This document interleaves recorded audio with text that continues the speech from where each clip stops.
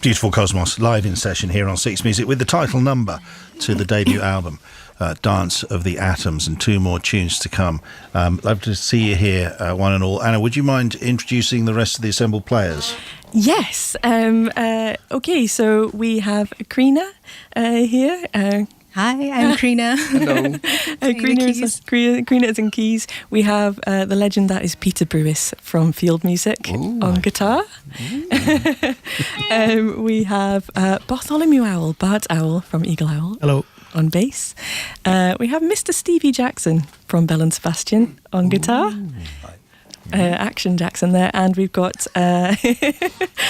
Matt Brennan on drums as well, and that's Beautiful Cosmos. And it's fair to say that Matt and yourself are at the core of it, and you're the reason for it coming together. And I don't normally ask bands about where they got their names from, not after that time with the Cause, but it's important here because that song, the Ivor Cutler song, Beautiful Cosmos. Tell us about the recording you made of it first. I'm going to hand this one over to Matt, probably, because you were behind most of it. Oh, yeah, sure.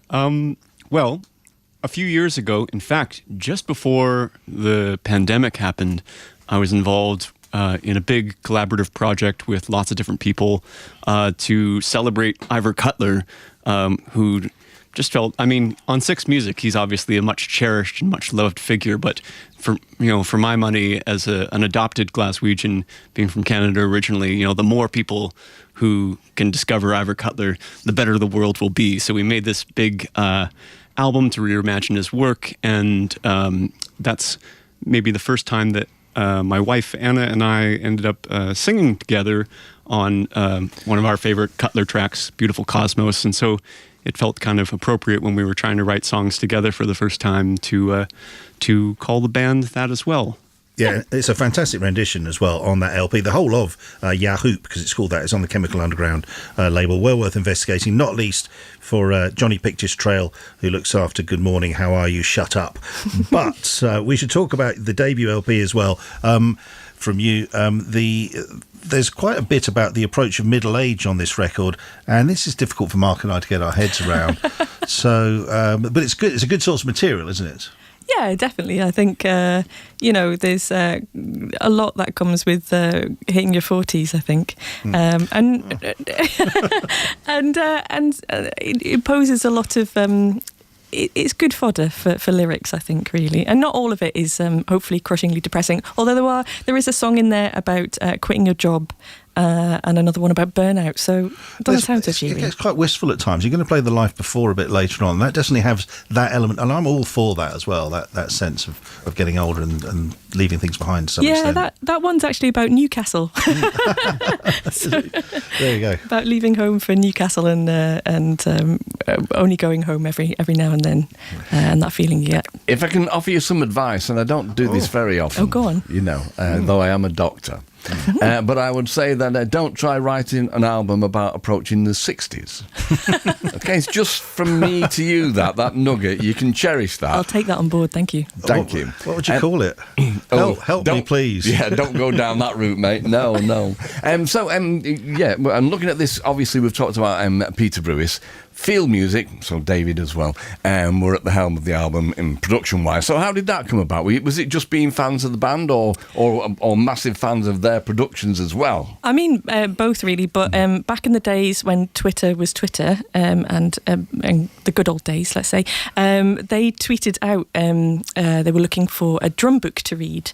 Now, Matt has written a drum book, so I said, read his book, please. And they did, and they loved it. And that's sort of how we made the connection initially, actually.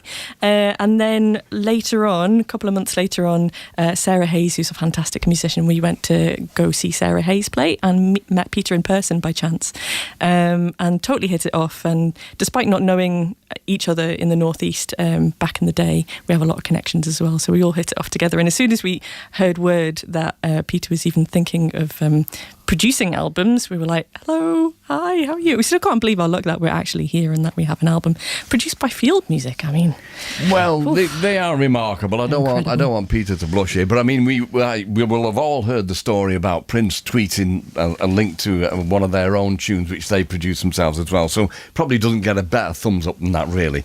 And Matt, can I ask you about the Donut Music Lab? Yeah, of course. So Donut Music Lab is something that we created, I guess, alongside this album, and it extends beyond the band. It's an art and research collective in Glasgow that draws on this idea that listeners may or may not be familiar with called donut economics. It's essentially just like an alternative model for the global economy. It's, I mean, it is Six Music, so I feel like your listeners are with us here. Sure. Yeah, an alternative model that basically is interested in an economy that provides a social foundation for all human beings to have a dignified quality of life, but also one that does not overshoot our ecological ceiling. And so that's donut economics in a nutshell. The inner ring of the donut is the social foundation. The outer ring is the ecological ceiling. And we should try and create a world that kind of oscillates between that inner ring and outer ring. And Donut Music Lab is trying to think through some of those ideas and communicate them with a view to what happens in musical careers. And so we are interested in doing little experiments and artistic interventions around trying to imagine what shape the music industry might take in a post-fossil fuel future. So a couple of experiments that we've done so far. Last year we worked with some artists who I think you guys have played on your show, The Burning Hell. Yeah. Oh, yeah. And they are also very accomplished artisans and makers. And they came to Glasgow to do a residency at the university and built this solar-powered music trailer that we used as a solar stage and also a solar-powered recording booth. And then we have started releasing a few records, the Beautiful Cosmos record, but also another amazing Glasgow artist called Diljit Korbachu. And there we're trying to basically release lovely 12-inch record sleeves, and have beautiful paper artwork on recycled card and plant-based ink, but crucially have this kind of conspicuously absent vinyl record, which at the moment we don't really have. We have some interesting experimental solutions to creating vinyl records out of something other than PVC plastic, which is an environmentally hazardous plastic, but we'd like to really accelerate a transition to renewable materials for vinyl. It should be said we're not anti-vinyl at all. Like, we love vinyl records, and I have many of them myself. But we just thought it might be interesting to imagine, in a world where we're not taking new oil out of the ground to do any form of human activity, what would we make records out of? And so it's trying to ask that question, I guess, if that makes sense. It does, and if I can just say, I think you've just written another book there, Matt. Yeah, sorry about that. I do tend to ramble on a little bit. No, that explained it all. I had about the mobile recording studio down here to go for, but I didn't need to interject at all.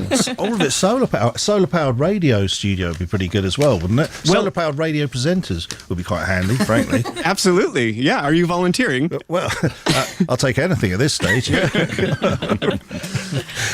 Okay, are you planning any gigs, by the way? Well, it's funny, actually. We, because we're lucky enough to have these amazing musicians in the room with us, but they're also working on numerous different projects, all of them, in fact. So to get together to do gigs is a little bit tricky, but last year we did in Glasgow with the Solar Trailer do a two-stage. We produced a two-stage renewably powered festival. So one was a solar stage and one was a hydrogen powered stage. And we're hoping to do the same again in Glasgow on the 15th of June. We're trying to put that together just now, but that will hopefully be our next gig in June time. Okay. If anybody would like to give us a gig, we'd Sure, like to. absolutely, yeah. I'm just going to take this opportunity right now. Where's the best place to contact you? Oh, Do you have all the socials. All the socials. All the socials. There is a social media presence. Okay, it's great to have you here, and we've got two more tunes to come from you, which you're going to play back to back. What's the first one going to be? The first one is The Life Before.